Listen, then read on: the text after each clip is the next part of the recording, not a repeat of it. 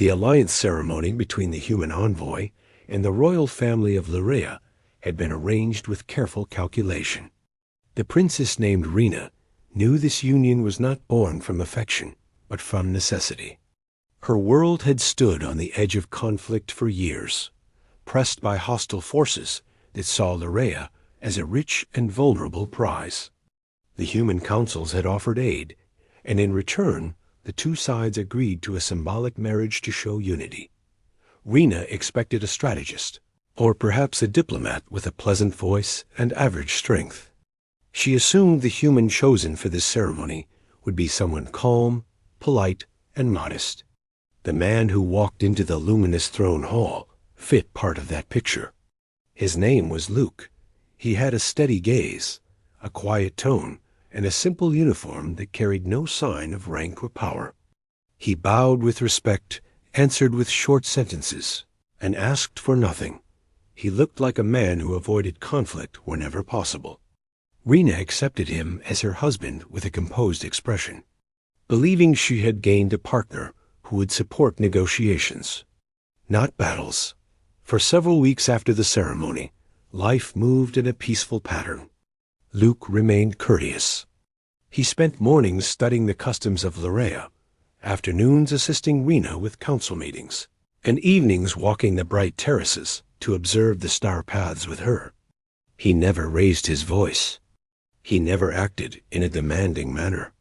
He spoke gently with the palace guards and even learned small phrases from the workers in the gardens. Rena considered him a calm presence, almost fragile in a way. Her people had whispered that humans were unpredictable, strong, and capable of dangerous feats. But she saw none of that in Luke. He behaved like a careful scholar who had no interest in war. That belief lasted until the storming of the border fortress Dot. It began in the early hours of a pale dawn. A messenger arrived in the palace breathless, reporting that a hostile faction had launched a sudden attack on the southern ridge. The fortress stationed there, though old, held vital energy conduits that powered half the capital. If the enemy took it, the capital would be thrown into chaos. The council advisors panicked. Some shouted for immediate evacuation. Others demanded negotiations. Rena tried to maintain order, raising her voice to urge calm, but the hall felt like a shaken hive. Luke sat among them in silence. He listened, hands folded, eyes lowered. For a moment, Rena assumed he was overwhelmed. She approached him with concern and placed a hand near his shoulder. She asked if he wished to speak. He asked only one question: how long until the fortress falls? An advisor answered that the defenders could not last through the next hour. Luke stood. The movement was quiet, but it carried a strange finality. Rena saw him straighten with a sense of purpose she had never seen in him before. He turned to her with a calm expression. He said he would go to the fortress. The council erupted in disbelief. They warned him of the dangers, insisted that the enemy battalions were too large, and urged him to wait for reinforcements. Rena stepped forward and commanded him not to risk himself. Luke met her gaze with polite resolve.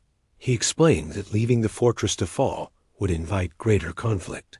A swift action could prevent a larger war. Then he requested permission to act as her representative. Something in his tone carried a weight she could not understand. Unable to deny him, she granted his request and told him to return safely. Luke bowed once and walked out of the council hall with steady steps. No one believed he could make a difference alone. The ride to the southern ridge was swift.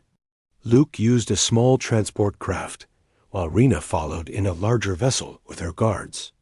She could not allow him to face danger alone.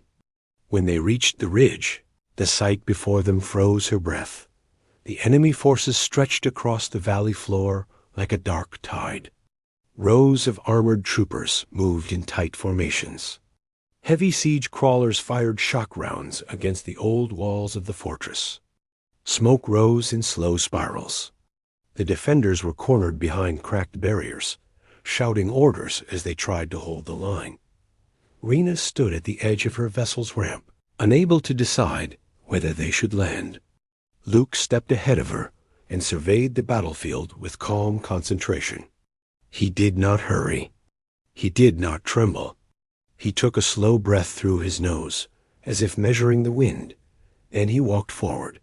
Rena called out to him, but he continued without looking back. Her guards shouted warnings to stop him. The valley floor trembled with distant impacts.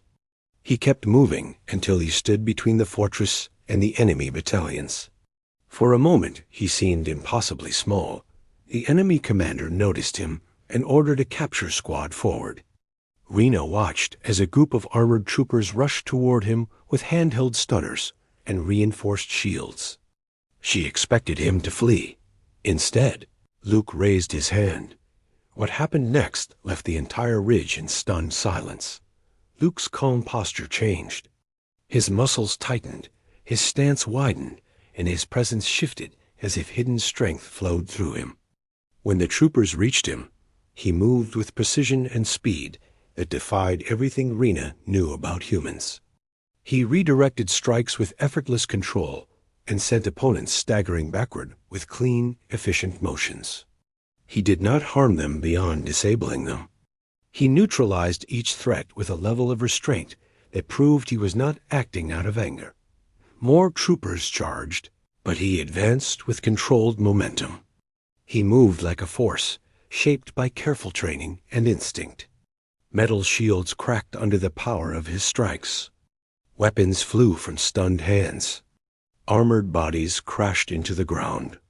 The enemy squads tried to regroup, but Luke pushed through them with the same calm focus he used when walking through the palace gardens. Rena felt her heart pound as she watched the impossible. The gentle man she had married was not a fragile diplomat. He was a warrior of rare strength, moving with such discipline that each motion looked practiced and intentional. The enemy commander, realizing the danger, barked new orders. Siege crawlers turned their barrels toward Luke. The defenders in the fortress shouted in warning. Rena called his name, but he did not pause. A massive round fired from the nearest crawler, aimed to crush him with an overwhelming shock wave. Luke planted his feet and braced. When the blast reached him, he pushed forward with both arms, redirecting the wave upward. The energy split around him and scattered across the ridge, leaving him standing unharmed. Cheers rose from the fortress walls. Even the enemy forces fell silent for a moment. Luke dashed toward the siege crawlers, with ground shattering under each step. He moved faster than any soldier Rena had ever seen. He reached the first crawler, braced his hands against its front plate, and pushed. The machine skidded backward, metal scraping over rock. With a controlled motion, he disabled its weapon array and shut down its core. The other crawlers attempted to retreat, but he reached them one by one.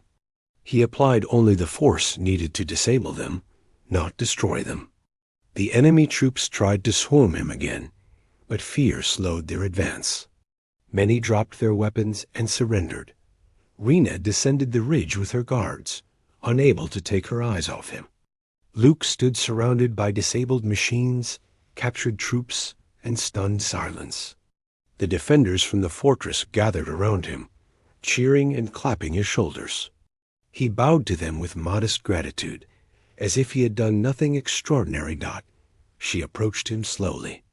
Her mind struggled to match this warrior with the quiet man who had studied her people's customs, and listened to her thoughts late into the night. When she reached him, he turned with his usual calm. She asked who he truly was. Luke answered with that same gentle voice she had come to know. He explained that many humans trained in advanced combat arts, not for conquest, but for defense. He had been raised to value peace, not war. He never spoke of his abilities, because he wished to be judged by his character, not his strength. He had come to Lurea as a representative of unity, not as a symbol of fear. But when danger threatened her world, he acted because peace demanded protection. Rena felt an unexpected warmth inside her chest. She realized she had misjudged him. She had believed he was modest because he lacked power. Now she understood he was modest because he respected the responsibility that came with power. He had hidden his strength out of humility, not fear. The defenders invited the newly united royals into the fortress for temporary shelter. As they walked through the secured halls, the soldiers greeted Luke with admiration. He acknowledged each with a nod, but remained focused on ensuring the enemy troops were treated fairly and safely. He requested that medical care be given to all sides. Rena watched him with renewed awe. His compassion matched his strength. His restraint matched his skill. He was unlike anyone she had ever known got in the halls of the fortress. She asked why he had not told her the truth earlier. He answered that trust grows through action, not declarations. He wanted her to know him as a person before knowing him as a warrior. He said he wished to be her partner in peace, first and foremost. Everything else came second. Later that day, the capital regained its stability. The conduits remained intact. The enemy withdrew under negotiated terms. News spread across Lurea that a single human had turned the tide without causing devastation. Many who once doubted the alliance now supported it. Luke and Rena traveled back to the capital together. The council greeted them with astonished relief. Some advisors apologized for judging him too quickly. Luke Resp